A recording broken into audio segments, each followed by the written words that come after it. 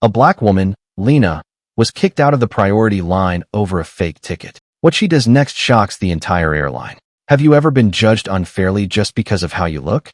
Imagine walking confidently into an airport, first-class ticket in hand, ready to board your flight, only to be stopped by a security guard questioning if you belong. That's exactly what happened to Lena, a poised black woman, or at least that's what they thought. But what they didn't know is who Lena really was.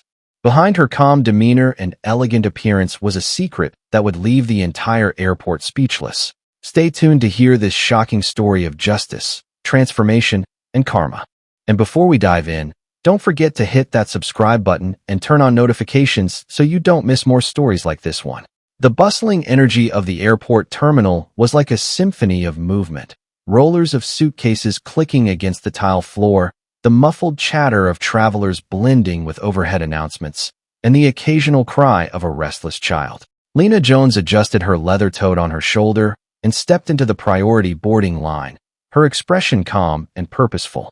Dressed in a tailored blazer and flats, she exuded understated elegance, her braided hair tied neatly in a bun. The line moved slowly, but Lena was patient. She scanned the display on her phone, confirming the details of her first-class ticket. Her thoughts drifted briefly to her destination, a long-overdue retreat to visit her sister in Napa. But before she could sink into that comforting vision, a shadow fell over her. "Excuse me, ma'am." A gruff voice interrupted her thoughts. Lena looked up to see a tall security officer with a square jaw and an authoritative stance. His name tag read Parks, and his furrowed brow was not one of inquiry, but accusation. "This line is for priority passengers only." Lena blinked, caught off guard by the tone. She straightened her posture, meeting his gaze evenly. "Yes, I know. I have a first-class ticket," she said, her voice calm but firm. Parks crossed his arms. "I'll need to see that ticket," he said, his words laced with skepticism. Lena handed over her boarding pass without hesitation, her fingers steady despite the sting of the officer's implication. Parks glanced at it briefly but didn't hand it back. Instead, he smirked and gestured to the regular boarding line. "This doesn't look right," he said. "I think you're in the wrong place. Let's not make a scene. Just step out of the line." The insinuation hit her like a cold slap. Around her, the murmurs of other passengers began to swell, a mix of curiosity and judgment. Lena's chest tightened, but she took a breath, willing herself to remain composed. "There's nothing wrong with my ticket," Lena said firmly, her voice cutting through the whispers. "And I have every right to be in this line." Parks's smirk faded, replaced by a hardened glare. "Look, I don't want to argue with you. Let's make this easy, okay? Step over there while I verify your information." "I'd prefer to stay right here," Lena replied, her tone unwavering. "You can verify my ticket without removing me from the line." Parks bristled at her refusal, his voice rising. "Ma'am, I don't think you understand. If you don't comply, I'll have to escort you out." The weight of his threat hung in the air, and the murmurs turned into outright stares. A young couple whispered to each other, stealing glances at Lena, while an older man behind her sighed audibly, muttering, "Holding up the line." But Lena didn't budge. She felt the heat of humiliation creeping up her neck, but refused to let it show. She squared her shoulders and met Parks's glare with calm defiance. "Then escort me," she said, her voice steady but firm. "But I'm not stepping out of this line unless you prove I've done something wrong." For a moment, the tension between them crackled like static electricity. Parks opened his mouth to respond, but was interrupted by a soft yet firm voice. "Excuse me, young man," said an elderly woman from further up the line. Her voice carried the weight of wisdom and a hint of indignation.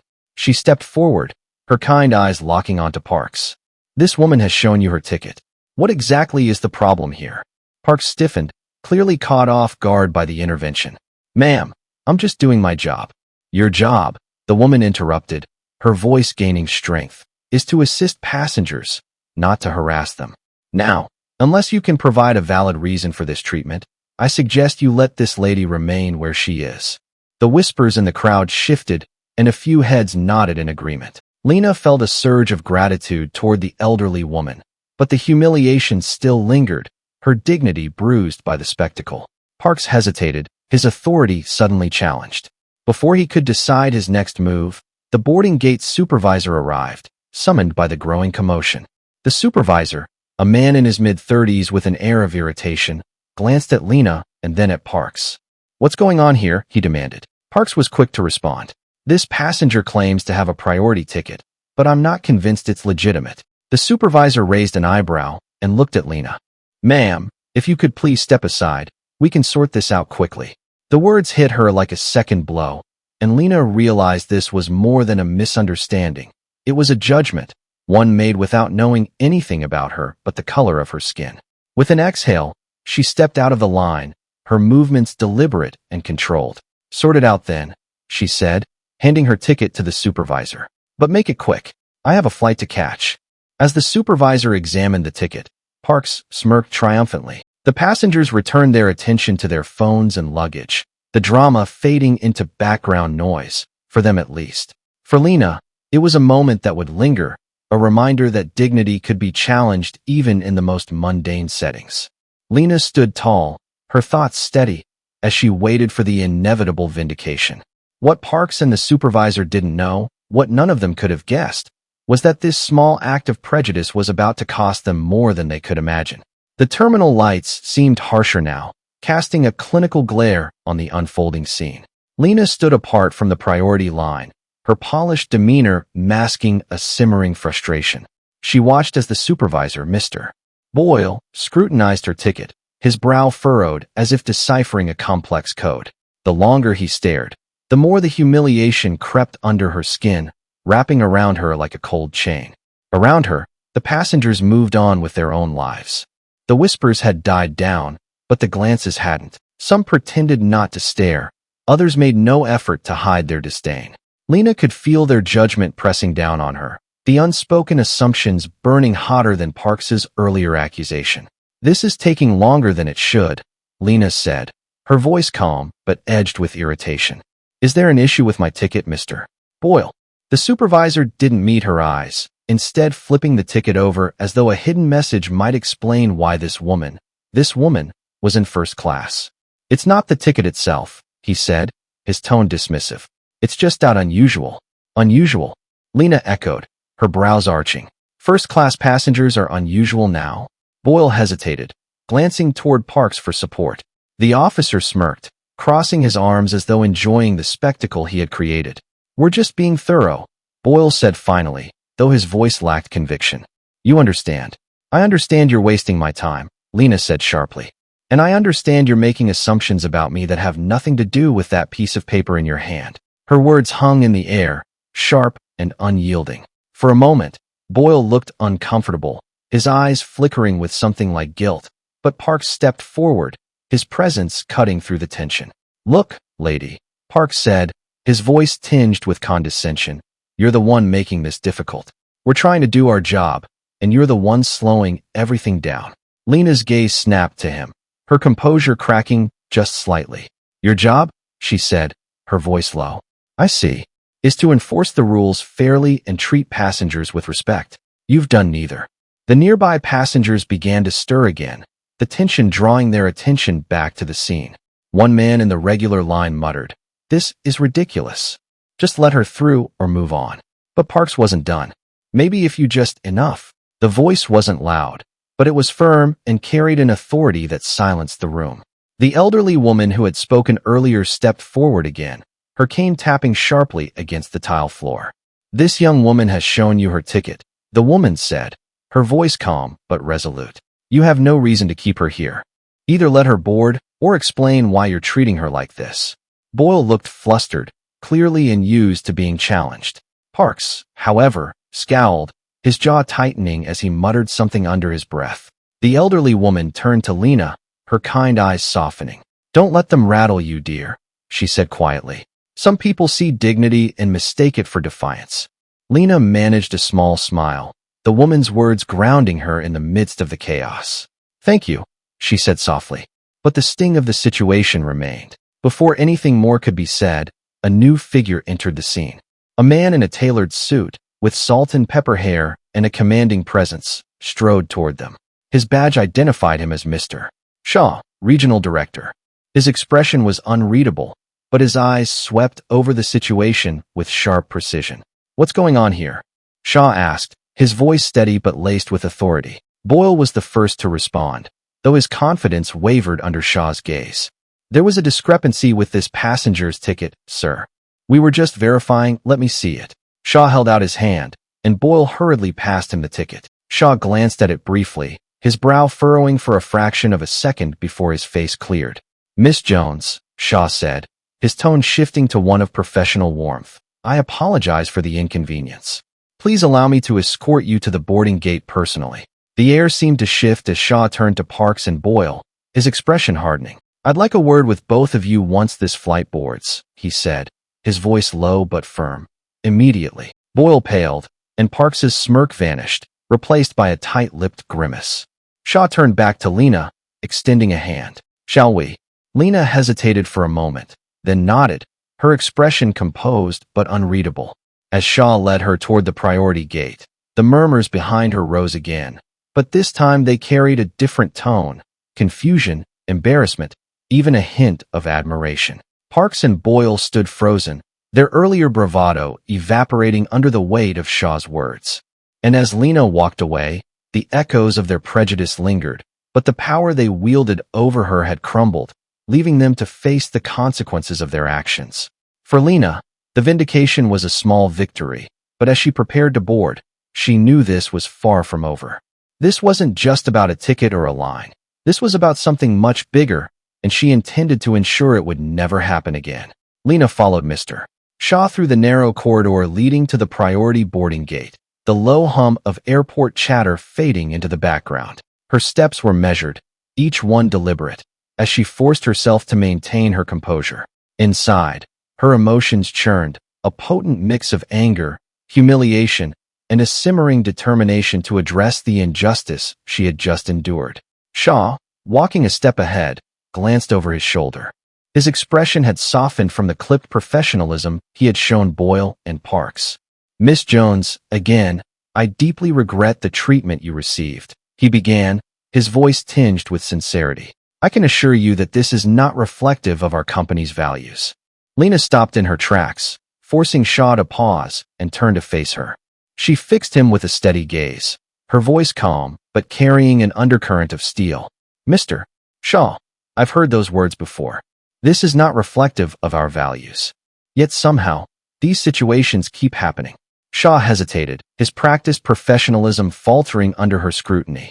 I understand your frustration, he said carefully. I will ensure this incident is thoroughly addressed. That's not enough, Lena replied, her voice firm. This isn't just about me. It's about the assumptions your employees made the moment they looked at me. It's about the humiliation I endured in front of dozens of people, despite doing nothing wrong. How do you plan to address that? The question hung in the air, heavy with expectation. Shaw cleared his throat, clearly unaccustomed to being confronted so directly. You're absolutely right, he admitted after a beat. This goes deeper than one incident, and I'll personally oversee a review of our staff training and protocols. Lena's gaze didn't waver. Good. Because I have a vested interest in this airline, Mr. Shaw, and I won't tolerate behavior that undermines everything we claim to stand for. The words seemed to strike Shaw like a physical blow, his brows lifting in surprise. A vested interest? He repeated, his tone cautious. Lena nodded, her composure unshaken. I'm one of your airline's largest private investors, and after today, I'll be taking a much closer look at how this company is run. For a moment, Shaw said nothing, his mind clearly racing to process the implications of her words. Then, as if on instinct, he straightened his posture, his expression shifting to one of renewed respect. I wasn't aware, he said carefully. Thank you for bringing this to my attention, Miss Jones. Your feedback will be instrumental in ensuring this kind of incident doesn't happen again. Lena inclined her head slightly, but didn't reply. She wasn't looking for assurances or platitudes. She was looking for change. The boarding gate loomed ahead, and Shaw stepped forward to scan Lena's ticket personally. As the scanner beeped, signaling her clearance, he gestured toward the jet bridge with an almost deferential air. Please enjoy your flight, he said, his voice low. Lena stepped onto the bridge, the weight of the morning still pressing against her, but as she walked toward the plane, a small but satisfying thought began to take root. This wasn't over, not by a long shot. The first-class cabin was a sanctuary of calm, a stark contrast to the chaos she had just endured. Plush leather seats lined the spacious cabin, and the soft hum of the plane's engines filled the air. Lena settled into her seat by the window, placing her tote neatly at her feet. She took a deep breath, willing herself to relax. As the other first-class passengers trickled in, she noticed some of the same faces from the priority line. The elderly woman who had stood up for her gave her a small, approving smile as she passed by, while others averted their eyes, their earlier judgment now tinged with embarrassment. Lena felt no satisfaction in their discomfort. She had seen this too many times before, the way people clung to their biases until reality forced them to confront their errors. It was an exhausting cycle, one that left her questioning how much progress had truly been made. The flight attendants began their pre-flight checks, moving through the cabin with practiced efficiency. One of them, a young woman with a bright smile, stopped by Lena's seat. "Good afternoon, Miss Jones," she said warmly. "Can I get you anything before we take off? A drink? A blanket?" Lena smiled faintly, appreciating the kindness, but still wary of the thin line between genuine respect and performative courtesy. "A glass of water would be fine, thank you." As the attendant walked away, Lena leaned back in her seat, gazing out the window. As the plane taxied to the runway, the clouds hung low on the horizon, their soft edges blurring into the pale blue sky. For the first time that morning, she felt a sense of calm begin to settle over her. Back in the terminal, Shaw stood near the priority gate, his expression unreadable as he watched Parks and Boyle shuffle awkwardly in front of him. The passengers had all boarded, leaving the three of them alone in the quiet aftermath of the confrontation. "You've both embarrassed this company and yourselves today," Shaw began, his tone sharp. "And worse, you've insulted one of our most important investors. Do you have any idea what kind of damage you could have caused?" Parks opened his mouth to protest, but Shaw cut him off with a glare. "Save it. I don't want excuses, I want accountability." Boyle shifted uncomfortably, his face pale. "We didn't know who she was," he muttered, his voice barely audible. "And that's the problem," Shaw snapped. "You shouldn't need to know someone's title or wealth to treat them with basic respect. Consider this your final warning. Any further incidents, and you're both gone. Am I clear?" Both men nodded reluctantly, their earlier bravado completely extinguished. Shaw turned on his heel and walked away, his mind already racing with thoughts of how to handle the fallout. For Lena, the flight ahead would be a brief respite, but Shaw knew her role as an investor meant she wouldn't let this slide. And as he considered the changes that would need to be made, he realized this incident might be the reckoning the airline had long needed. Lena stared out the window as the plane ascended, the city below shrinking into a tapestry of grays and greens. The clouds thickened, softening the view like a veil. Despite the tranquility of the moment, her mind was anything but calm. The events of the morning replayed in her thoughts, each detail sharper than the last. The humiliation, the prejudice, and the smug satisfaction on Parks's face. They lingered, refusing to fade. She turned her focus inward, channeling her frustration into purpose. This wasn't the first time she'd faced discrimination, but this time was different. This time, she was in a position to make real change. A soft knock on her armrest pulled her from her thoughts. She turned to see the elderly woman from the terminal standing beside her seat, steadying herself with her cane as the plane leveled out. "May I sit for a moment?" the woman asked, her smile kind but faintly apologetic. "Of course," Lena said, motioning to the empty seat beside her. She straightened up, pushing aside her tote to make room. The woman eased into the seat, setting her cane across her lap. "I hope I'm not intruding," she said. "I just wanted to check on you. That was quite the ordeal back there." Lena smiled faintly, her gratitude genuine. "Thank you for standing up for me. Most people wouldn't have." The woman waved a dismissive hand. "Oh, nonsense. It's not about courage, it's about decency. And I wasn't about to stand by and let them treat you like that." Lena studied her for a moment, noting the strength beneath the woman's gentle exterior. "I appreciate it more than you know," she said. "But it's not just about me. It's about what this represents." The woman nodded, her expression thoughtful. "You're right. It's a much bigger problem. But people like you. You're the ones who can make a difference." Lena tilted her head, curious. "What makes you say that?" The woman's eyes twinkled with quiet wisdom.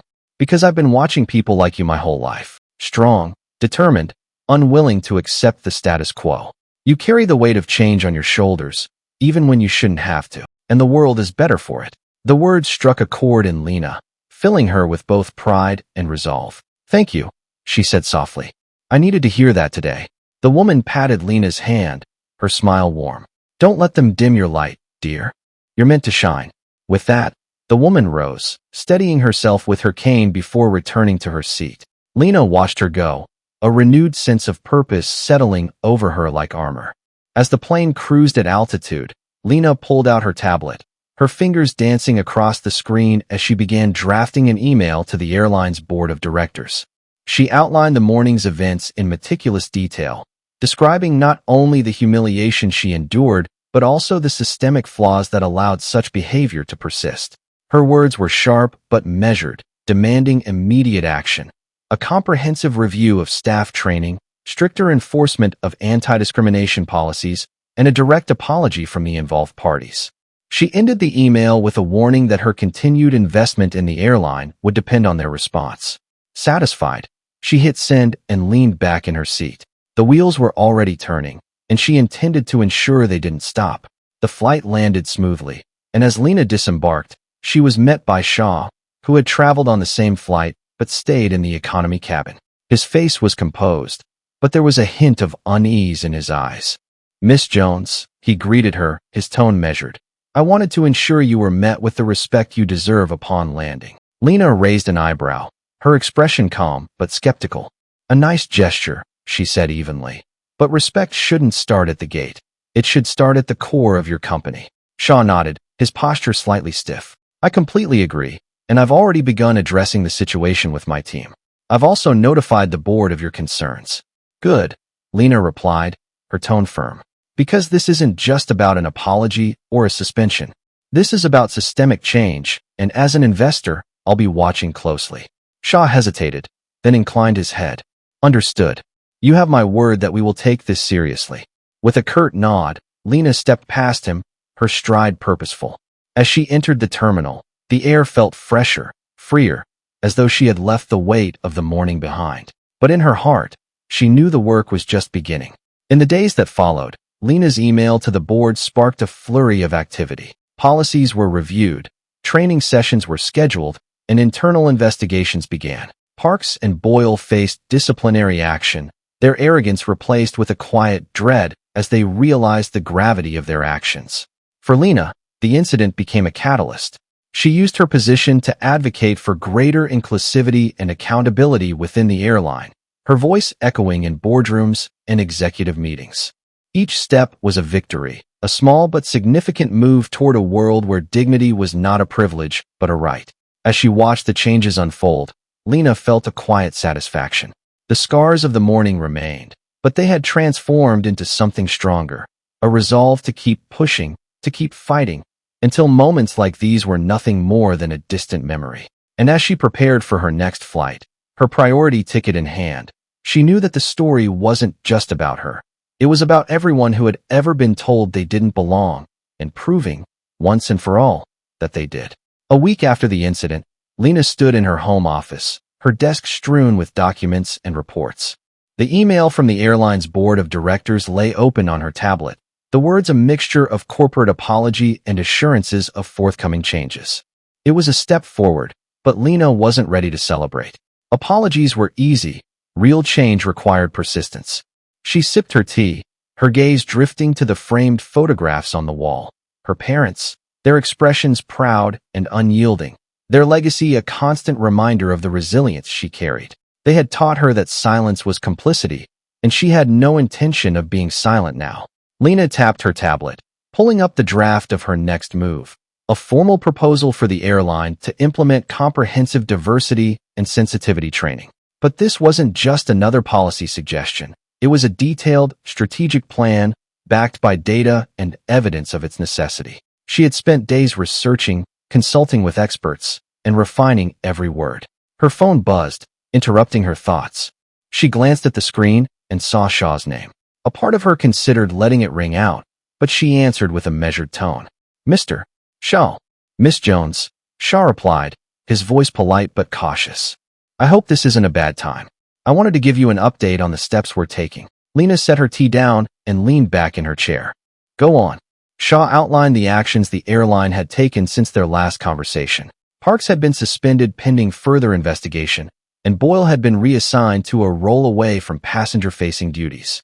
A preliminary review of staff training protocols was underway, and the company had partnered with a consultancy to evaluate their internal policies.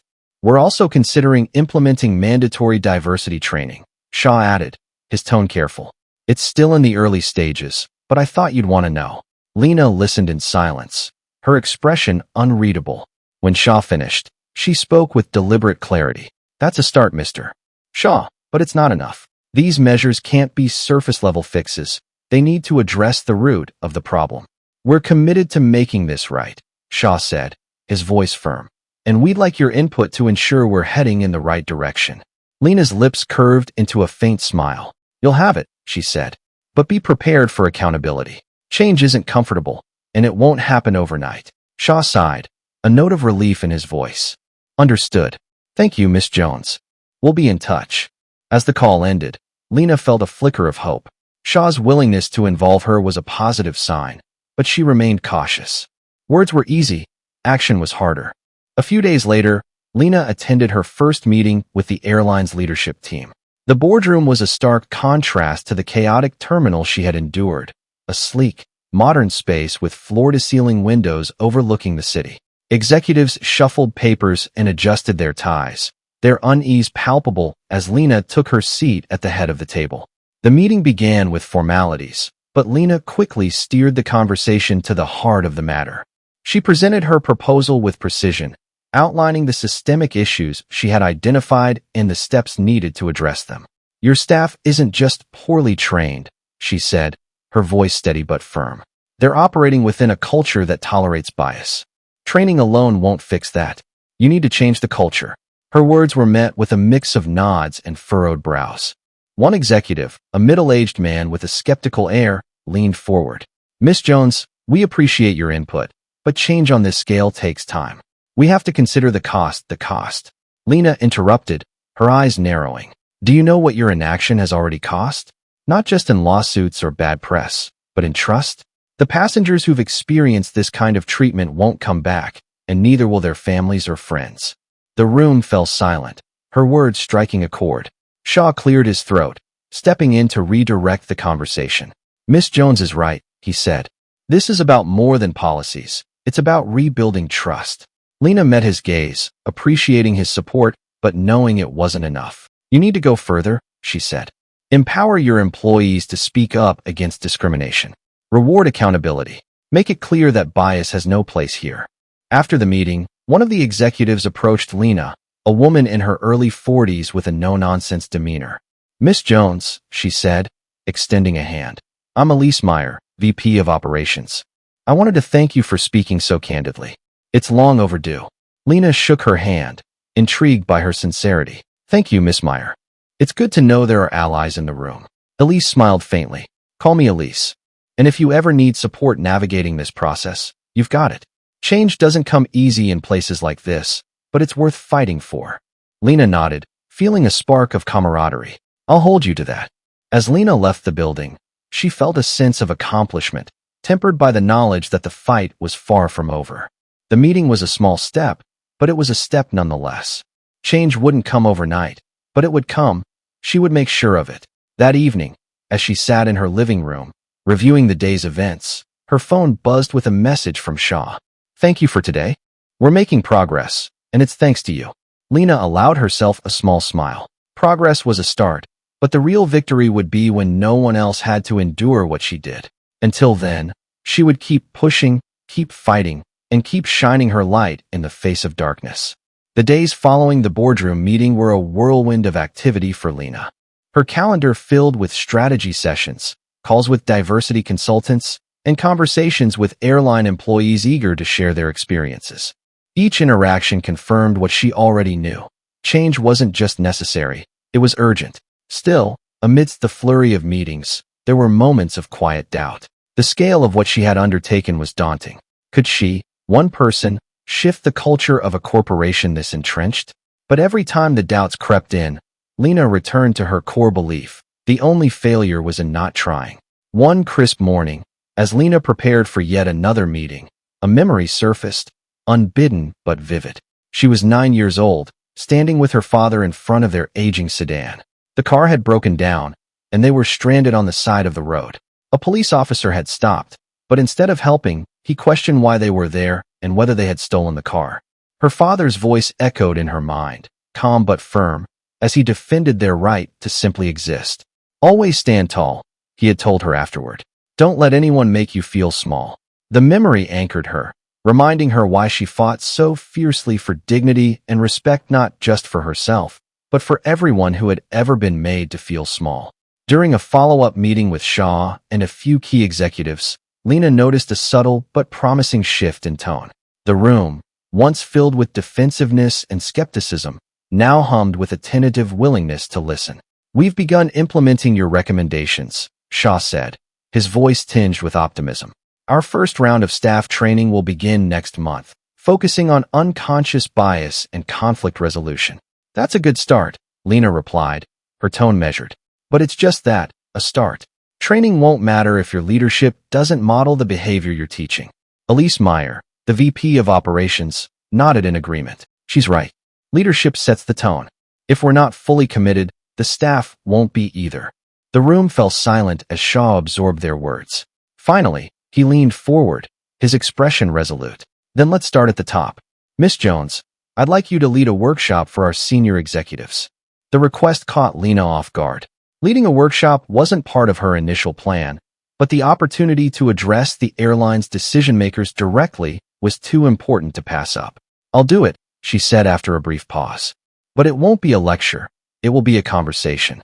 If they're not ready to confront their own biases, this won't work." Shaw nodded, his respect for her evident. "Understood. Let's make it happen." 2 weeks later, Lena stood at the head of a conference room, facing a dozen of the airline's most senior executives. The room was sleek and modern, its walls adorned with framed photographs of the company's history, a stark reminder of the long-standing culture she was challenging. "Thank you for being here," Lena began, her voice steady. "I know these conversations can be uncomfortable, but discomfort is where growth begins." She started by sharing her own story, not just the recent incident at the airport, but the countless other moments of prejudice she had faced throughout her life. The room grew quiet as her words sank in, the weight of her experiences casting a long shadow. Then, she shifted the focus to them. "Now, I want to hear from you," she said. "What biases do you bring to the table? And how do those biases shape the decisions you make every day?" The room was silent at first, the tension palpable. But gradually, the executives began to speak, their words halting but honest. One admitted to favoring candidates who mirrored his own background during hiring decisions. Another acknowledged her tendency to avoid confrontation, even when witnessing discriminatory behavior. As the conversation deepened, the atmosphere shifted. What began as a reluctant exercise evolved into a genuine dialogue, filled with moments of vulnerability and reflection. By the end of the session, Lena could see a change not in their policies or procedures, but in their understanding. And that, she knew, was the first step toward meaningful transformation. Word of the workshop spread quickly throughout the company. Employees at all levels began discussing the changes taking place, some with skepticism, others with cautious optimism. Lena received emails from staff members she had never met, thanking her for bringing their concerns to light. One email, in particular, stood out. It was from a flight attendant named Carol, who had been with the airline for over 20 years. "Miss Jones, I wanted to thank you for what you're doing. For the first time, I feel like someone is listening to us. I've seen a lot of things over the years, but I've never seen this level of commitment to change. Please don't stop pushing. We need this." Lena read the email twice, her chest tightening with emotion. Carol's words reminded her that the fight wasn't just about policies or procedures, it was about people. 3 months later, the airline held its annual shareholder meeting. Lena attended as both an investor and a guest speaker, her presence a powerful symbol of the company's evolving values. As she took the stage, the room filled with applause, a stark contrast to the judgment she had faced at the airport not long ago. She spoke about the progress they had made, the challenges that remained, and the importance of staying the course. "The true measure of success," she concluded, "is not in avoiding mistakes, but in how we respond to them. This company has shown that it's willing to respond, not just with words, but with action. And that gives me hope." The room erupted into applause, But Lena didn't bask in it. She knew the work was far from over. But as she looked out at the faces in the crowd, some familiar, others new, she felt a quiet sense of satisfaction. For the first time in a long time, she felt like she was standing tall, not just for herself, but for everyone who had ever been told they didn't belong. And that, she realized, was worth every fight, every setback, and every step forward. And so, Lena's story wasn't just about standing up for herself. It was about creating change and ensuring no one else would face what she did. Her courage and determination turned a moment of injustice into a lasting lesson for all. If you found this story as powerful as we did, don't forget to like, share, and subscribe to our channel for more inspiring stories like this one. Hit the notification bell so you never miss a new upload. Thanks for watching, and we'll see you in the next story.